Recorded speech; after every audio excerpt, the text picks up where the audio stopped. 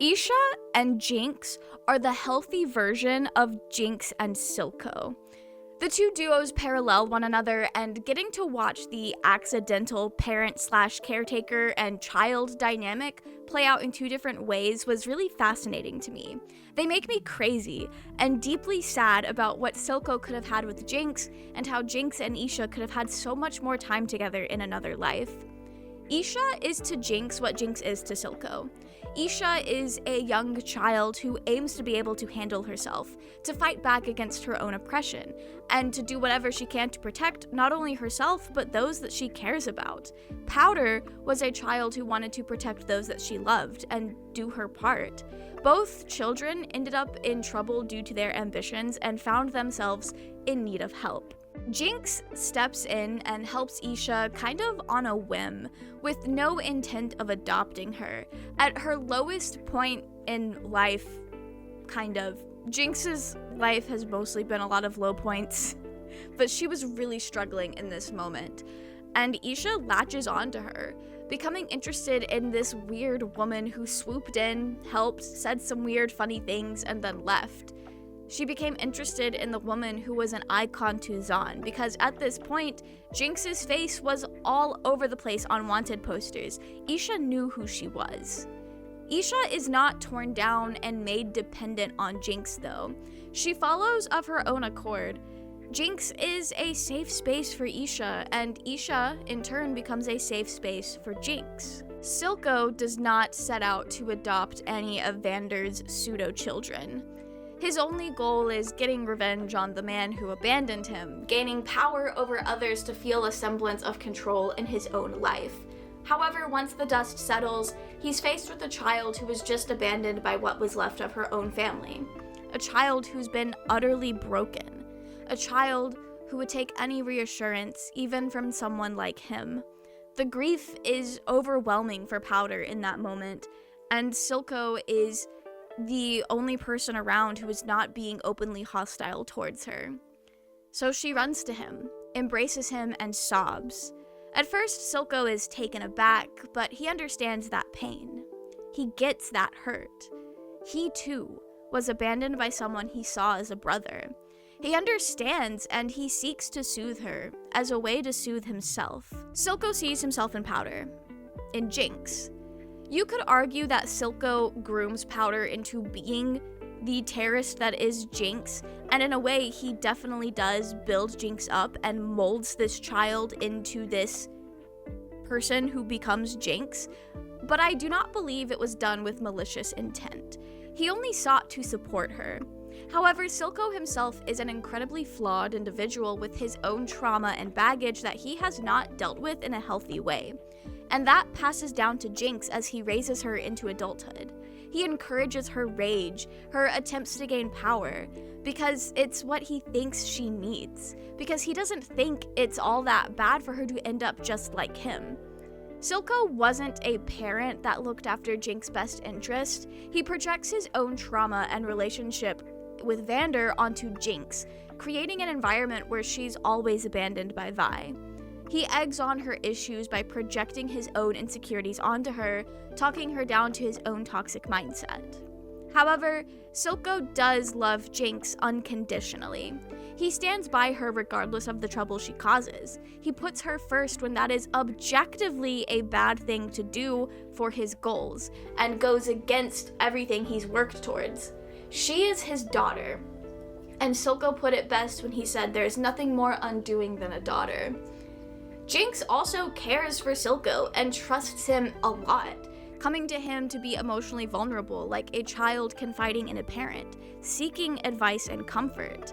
They are extremely close, and both of them need that. But all of this does create a dynamic where Silco is the only person Jinx has. He's the only person who would stand by her. I don't think it's done as a form of manipulation, at least not consciously, but the damage is still done. Silco thinks he's being reassuring and a supportive parental figure, but his best intentions do not undo the way he has failed to provide Jinx with the support she actually needs to heal and grow as a person. On the flip side, Jinx takes to caring for Isha as a way to heal her inner child. She sees her old self in Isha and seeks to protect Powder and Isha, becoming the adult she needed but didn't get. Jinx settles down, tries to lead a safer life in order to protect Isha and herself. She doesn't use Isha as a way to project her trauma and validate her negative feelings like Silco does, dragging Isha down the same path of misery and painting yourself as the only one who will be there for her. Becoming a caretaker to Isha gives Jinx the space to work on herself a bit, growing past the child we've seen her be up until now. It's only with Isha does Jinx grow into an adult of sorts, taking on responsibility and becoming a dependable person. Jinx seems to step away from being Zaun's biggest icon, content to provide Isha with a safer home, where the two of them can be a family of sorts, and in a way this mirrors how Silco was willing to abandon his goals of freedom for Zaun for the sake of protecting Jinx when Jace asked for him to basically hand over his daughter to ensure his freedom. Just like Silco, Jinx's priorities change once Isha is introduced into her life. She begins to think about what's best for others, not just herself. Jinx only has Isha for a short period of time compared to how long Silco had Jinx, but Jinx does grow to care deeply about Isha's well-being, and maybe even grew to love the child unconditionally. If not, I do believe she would have if they were able to stay a pseudo-family for an extended period of time. It's selfish to take in a child in order to heal yourself, but unlike Silco, Jinx doesn't project her own issues onto Isha. Instead, she nurtures the child, both within Isha and herself. Instead of pushing Isha to focus on how they were abandoned or how hard life has been, Jinx spends more time and energy in focusing on building a bond with Isha and enjoying the little things in life together. Jinx becomes the older sister she yearned for, while Silco used Jinx to have someone in his corner that understood his pain. Isha provided clarity and purpose to Jinx's life, while Silco molded Jinx to fit into his self-prescribed purpose. I do believe Silco had good intentions though. This is not me hounding on him. I like him as a character, and I think his heart when it came to Jinx was in the right place. He really did think the world was cruel and that Jinx needed what he provided her with. And I also acknowledge that Silco was not prepared to care for a child like Jinx. He didn't have the skills or life experience necessary to help her heal her own trauma. And it's up for debate if Silco ever really reconciled with what happened between him and Vander. Mans has some issues on his own that he needs to work through. Silco was not a bad father figure out of spite or malice, and in a lot of ways you could say he was a good father figure. He was somebody that loved Jinx unconditionally, despite her mountain of flaws. He was always there for her, and he made sure that she knew that. He failed in the ways that he did because he's a flawed human being, and I just want to make that clear.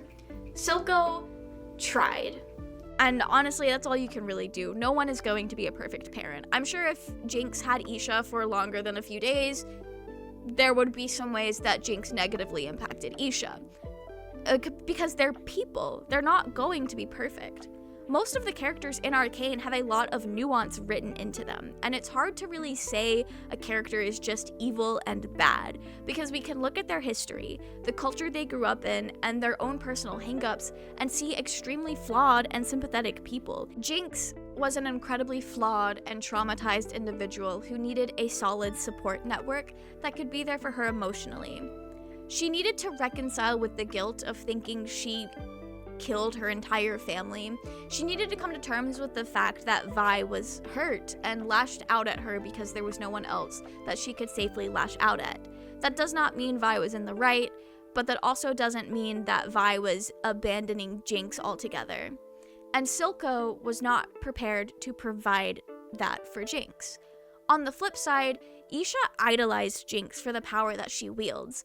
Isha admires Jinx and what she means to Zaun, and she needs the self-assurance that they can fight against their oppressors. Isha doesn't need someone who can support her healing process, but instead someone who will love and empower her. And Jinx is fully capable of doing that. And Isha also puts into perspective why Vi wanted power to stay home. Jinx, for the first time, learns what it feels like to care for someone who is more vulnerable and weaker than she is. She learns why the people in her life tried to shelter her as much as they could.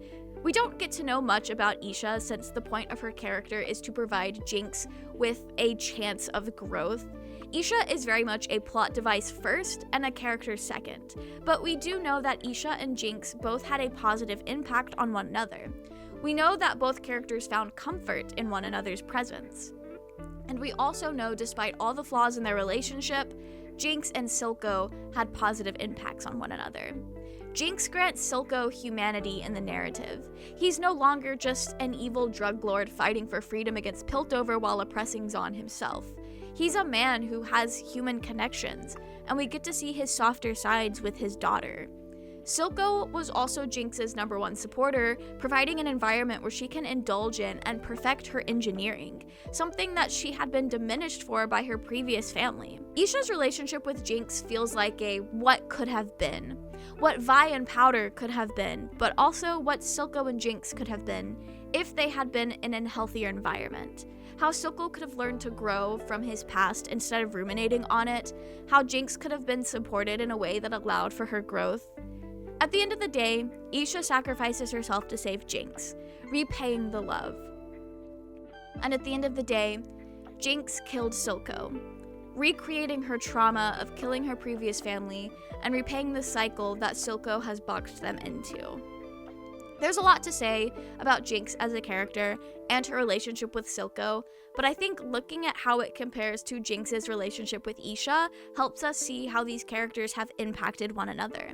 And I haven't been able to stop thinking about how it's just the same relationship with just one being a healthier take. I remember the first time Isha was introduced and we really got to see Isha and Jinx together, I was immediately DMing my friend who had already seen Arcane. I was like, this is just Silco and Jinx, if they were happy.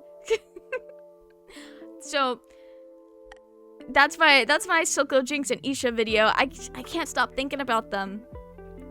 That's just me with everyone in Arcane though. This was a lot shorter than most of my videos, but I said all I needed to say without being too repetitive.